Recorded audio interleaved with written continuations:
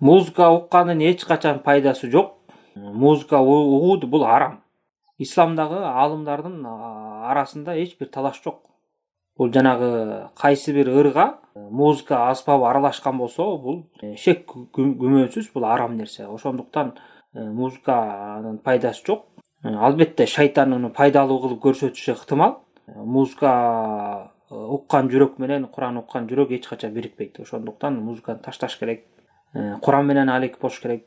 Албетте адам баласы өзүнүн ички дүйнөсүн жакшы иштер менен толтурбаса, ал жаман ишке толуп калат. Анан ошол нерсе жагымдуу болуп көрүнө берет. Мисалы, наркотика колдонгон, арак ичкен адамдар, аларга наркотика, арак ушундай жагат, денеси ошону талап кылып калат. Ал арактын жакшылыгынан эмес, ошол адам баласынын денеси өзү ошо жаман нерсеге көнүп калган. Анан ошондуктан ошону ичсем мен рахатталам, ошону ичсем мен жыргап калам, кыйналбай калам деп ойлойт. Ошондой эле музыка сыяктуу.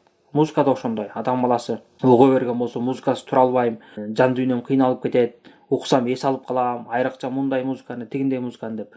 Демек, ошонун адам баласынын ички дүйнөсү, руханияты ошо жаман нерсеге көнүп калган. Аны туура азыктана турган Куран жок, же Алла Тааланын эсте зикри жок, же ибадат кылуу жок, же болбосо ошол ибадат зикир кылса дагы анын таасири аз болуп атат. Ошого көңүлдү азыраак буруп атат. Ошондуктан адам баласын өзүн оңдоп, музыкадан алыс болуш керек. Анан качан гана адам баласы жүрөгүн Куранга толтурса, зикирге, ибадатка толтурган болсо, ал өзүнөн өзү эле музыканы жаман көрө баштайт. Жүрөгү ошо ибадатка байланышып, ушундай жакшы нерселерди сүйө баштайт. Ошондуктан адам баласы жүрөгүн оңдоого аракет кылыш керек. Жанагындай жаман ыплас күнөө иштерден алыс болуш керек. Валлаху алам.